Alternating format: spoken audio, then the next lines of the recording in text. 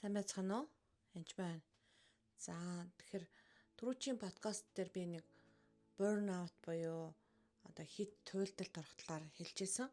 Тэр хит туйлдалд ороод байгаагийн бас нэг шалтгаан бол яг нэгүслийг ойлгохгүй байх, нэгүсэл дотор алхахгүй байхыг заримдаа түүнээс болоод бид нар хит туйлдаж ядардаг байгаа. Сүнслэг ажлыг одоо хитрхи махан биеэр хичээж хийснээс болж ядардаг байгаа. Тэгэхээр энэ удаа би нэгүслэр дүрж амьдрах уу номныхоо зарим утга агуулгаас бас подкаст хийж өгье гэж бодсон юм. За тэгэхэд та миний подкастыг сонсоод бас маш баярлалаа. Тэгэхээр энэхүү подкастаар би надад ирсэн тэр ухаарлыг эзнээс өгсөн тэр нэгүслийн талаар хэлж өгье гэж үнэхээр бодсон юм л да. Төгс байх гэж зүтгэхээс илүүтэйгээр Бурхны нэгүсэлд яг амьдрч сурах тухай хэлж өгье гэж бодсон юм. Тэгэхээр үнэхээр Бурхны хайр, оршихуй зэргийг болон өөрийнхөө нөхцөл байдлыг эргцүүлэх тийм орон зай биднэрт хэрэгцээтэй байдаг. Тийм учраас энэхүү подкастыг сонсохдоо бас та эргцүүлэн бодоосоо ухаараасаа гэж би чин сэтгэлээсээ хүсэн залбирч байна. Тэгэхээр мэдээж бид нэр төгс биш, хинж төгс биш. Гэтэ бидний дотор яаж хичээж, чармааж хийсэн, ямар ч ажил хийсэн хангалтгүй юм шиг санагдах юм уу? Дутуу хийсэн юм шиг санагдах. Би илүү сайн ээж болох ёстой байсан. Би өдөөд одоо бизнестэй болох ёстой байтал чинь гэртээ сууж байна. Уг нь гал халуун мундаг итгэж байх ёстой хүн чинь одоо хар архины хамралтай болцсон байна ч гэдэг юм уу? Ийм олон байдлаар өөрсдийгөө шүүж бас ингэстэй байсан, тэгстэй байсан. Заримдаа хийсэн ажлаа хүртэл хангалттай санагдгүй ард нь чих шиг ч гэдэг юм уу, арайчтай ч гэдэг юм уу, ийм байдлаар өөрийгөө доош нээж идэг. Эдгээр бодол нь үнэхээр бид нар яг чимээгүйгээр бидний дотор сэтгэлд маш тийм жижигхэн чулуунуудыг хайсаар байдаг. Яваандар нэг хайсан жижиг чулуу маань тэр гологдол болно, маш хүнд чулуу болоод дарамт болдог байгаа. Бид нар өөртөө мэдэхгүй заримдаа ууг гашууд хүртэл оруулдаг байгаа. Хангалттай биш гэж санагдах үед. Мэдээж зөвхөн хүн нас барахаар л гашууддаг гэж бодвозаа. Заримдаа бид өөртөө хангалттай санагдахгүй, өөрөө Бурхны одоо хүсэж байгаа тэр төвшөндөө хүрэхгүй байх гэж бодох үед бид нар ууг гашууд өөрийгөө оруулдаг.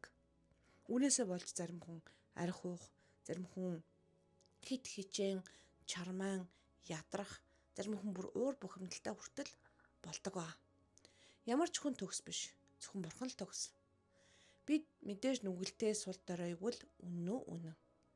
Гэтэ үнэхээр Христ тийм учраас бидэнд Христ хэрэгтэй. Аврагч хэрэгтэй. Бидний сул дорой байхад Бурхан өөрөө сонгосон баг. Яг тэр үед биднийг хайж, биднийг үнэхээр нэгүслээ хайр нэгүслээ урсгаж яадаг ба. Эцэг сул дорой үед тэрвэрч яадаг ба. Хамгаалж яадаг ба. Бидний өмнөөс бас тулалдаж байдаг ба. 2 дугаар Коринт 12:9-д миний нэгүсэл чамд хангалттай учир нь мөхөсцөлд миний хүч бүрэн төгс болдог гэж альцсан.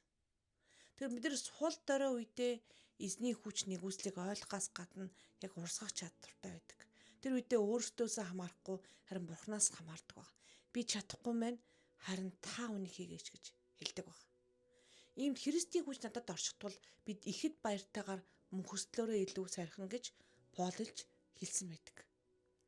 Тэгэхээр сул дорой байгаад тахын зөв зүйлээ гэж би хэлээгүй. Харин яг Бурханд бууж өгч түүний нэгүсэл дотор амьдрал сурах тухай хэлж байгаа. Бурханы хүч таны амьдралд илүү тод харагдаж эхэлнэ гэсэн үг. Та өөрөө чадaltaатай амжилтанд хүрж байгаа ш харин эзэн байгаа учраас энэ бүхэн зүйл болж байгааг хэн ч гэсэн хараад ойлгоно гэсэн үг. Тэгэхээр бид хит чармаах үедээ одоо юу гэдгийг бас ядардаг байгаа. Заримдаа бид нар нөгөө бусдад одоо үгүй гэж хэлж чадахгүй, сэтэрхий сайн харагдах гээд бусдад тоогдох гээд, бусдад таалагдах гээд яг юу гэдгийг өөрөөрөө байж чаддаггүй тийм үед байдаг. Энэ ингээд олон жил явах юм бол та хит ядралд туйлдалд орноо. Би чадахгүй гэж хэлж чадахгүй. Нэгсэндээ тэгээд энэс болоод ядардаг байгаа. Тэгээ нэг удаа би маш их ядарсан байсан чинь Бурхан Миний буулга аятаа ачаа минь хөнгөн гэж сануулсан байгаа. Матай 11:30 дээр тэгж бичсэн байдаг. Яг тэр үед би Бурхны өгөөгүй буулгыг өөр дөрөө үүрээд түүртэж ядраад байна гэдгээ ойлгосон баг. Эрэгтэй хүний хийх ажлыг хийгээд ч юм уу.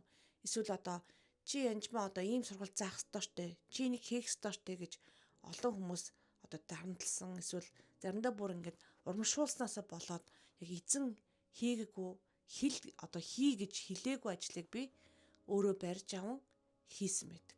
Бидний толгой байнга завгүй бараг нэг ажлыг хийж яхад дараагийн ажлыг бодож идэг баг. Дунд нь амарч, дунд нь эргцүүлж бодож эзнээс энийг би хийх үү, яах уу гэж асуухын оронд шууд л барьж аваад хийж эхэлдэг баг. Мөн түүжлэн амарвал залхуурал гэж би боддог байсан. Бүр яаж амархаач мэддэггүй байсан. Зарим хүнд үгүй гэж хэлж чадахгүй бараг нэг ажлыг нөгөө ажлаагаар солихыг амралт гэж боддог байсан. Гэхдээ Бурхан биднийг бүхтэйгтээ амрах зарчмыг бий болгосон. Анхандаа Бурхан ядарсандаа амраагүй. Бурхан ядарахгүй штэ. Тэгээ 6 өдөр ажиллаад орчлон ертөнцийг бүтээж 7 өдөр нь амарсан баг. Үнэхээр ажиллаад дуусгаад амарсан баг. Тэр амралт нь бол уналт ч юм уу биш. Харин одоо итгэлийн илэрхийлэл юм. Түүнд итгэж найдаж байна гэсэн үг. Жишээл 7 өдөр ажиллахын оронд би 6 өдөр ажиллаад та бол хангагч аа. Энэ бүх санхүү, энэ бүх зүйл, бэлэг чадрууд бүх танаас ирд юм аа. Миний ажил хангагч биш харин та хангагч юм аа, жинхэнэ хангагч нь. Тэр гэсэн үг. Мөн түүчлэн эзэн танд үнэхээр дааж давшгүй их том даалгавар өгсөн байл та. Жишээл 5,000 хүнийг хоол. Эзэн Есүс ч гэсэн энийг шавнартаа өгсөн байдаг энэ даалгаврыг. Хөө бид нар чадахгүй байна чинь боломжгүй мөнгө байхгүй, тийм байхгүй гэж бүгдээрээ олон зүйл хэлсэн боловч харин нэг хүү надад 573 загас байна гэж хэлсэн. Яг тэр 573 загсаар Бурхан гайхамшигтар үржүүлж хэдэн мянган хүнийг хоолсон. 5,000 ирчүүд гэдэг чинь ардталт нь одоо ихнэр хүүхдүүд эмгтээчүүд гэх юм бол баг 15-20 мянган хүн болж хуурна. Тэгэхээр тэр 5,000 хүнийг хоолох гэж стратеги гаргаж, баахан төлгөө гаргаж, санхүү босгоно гэж байнга зовхын оронд надад 5 тал 3 загас байна эзэн минь. Та энийг үржүүлж өгөөч. Та хийгээч. Би чадахгүй. Би харин надад байгаа нь энэ байна гэж хэлнэ гэсэн үг. Би бүхнийг хийх ёстой биш байна. Харин эзэн энийг хийх гэж байгаа учраас энэ ажлыг даалгадаг юм байна. Харин бидний чадахгүй ажлыг эзэн өгдөг юм байна гэдгийг ойлгох хэрэгтэй. Бид нар төгс байх албатай биш. Бурхан бидний сул дорой байдал бидний нууц, хамаг булхаа, хамаг одоо үгдгийн асуудлуудыг бүгдийг мэддэг. Тэгсэн хэдий боловч биднийг хайрладаг. Тэгэхээр нэгүсэл нь бидний хийж байгаа зүйлд өөрийнхөө үйлсд анхаарахаас илүү одоо өөрийнхөө хит чармаа өөрийнхөө ажил дээрээ анхаарлаа хандуулахаас илүү нэгүслэр алхна гэдэг нь яг Бурхан дээр анхаарлаа төвлөрүүлэн итгэнэ гэсэн үг.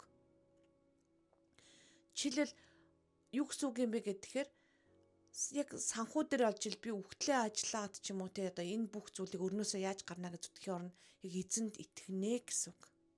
Тэр нэгүсэл нь үнэхээр Бурханы хайр байгаа. Тэр энэ нэгүсэл нь Бурханы хайр. Үнэхээр тэр хайраас үүдэлтэй бидэрт өгсөн хүч бэлэг баг. Тэгэхээр яг энэ нь яг авралтай адилхан юм.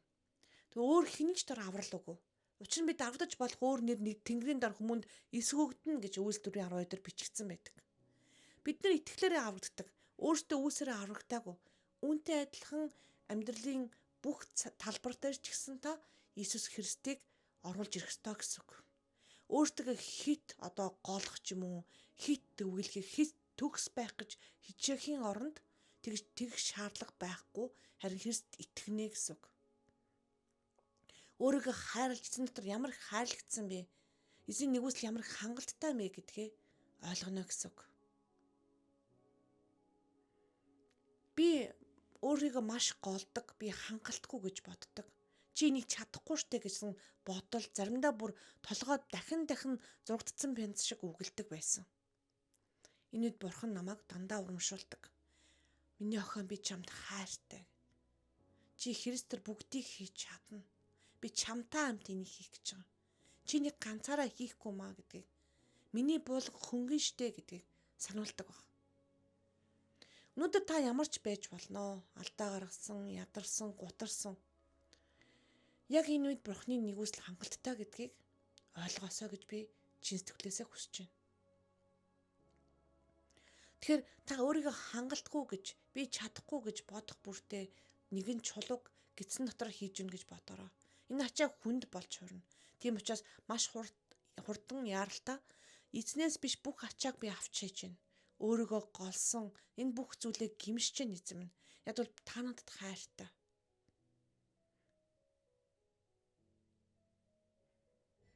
Бурхан чамайг үргэлж урамшуулж, тайвархуулж байхыг хүсдэг. Та өнөөдөр үнэхээр эзний нэгүсэлд итгэхийн тулд юу хийж чадах вэ? Итгэн хүлээж аваач гэж би чин сэтгэлээсээ хүсэж байна. Ядарсан сулдсан тэр дорой амьдралаас гарахын тулд та эзний нэгүслэр дүүрхээс өөр сонголт байгаа гэж би бодохгүй байна. За ингээд дараачийн подкастаараа та бүхэндээ үргэлжлүүлэн бас нэгүсэл намын хэсгээсээ хэлж өгье гэж бодож байна. Тэгээд үнэхээр миний подкастыг дагаараа бас бусдад дамжуулаараа таалагдсан болвол тэгээд дараачийн подкастаараа амралтын тухай үнэхээр яаж амардаг талаар түнчлэн нэгүсэл дотор яг нэгүсэл итгэлийн тэнцвэрийн талаар мөн бидний даалд ухамсарч шингэсэн буруу үзэл бодлуудын талаар яаж цэвэрлэх талаар хэлэх болно. Баярлалаа.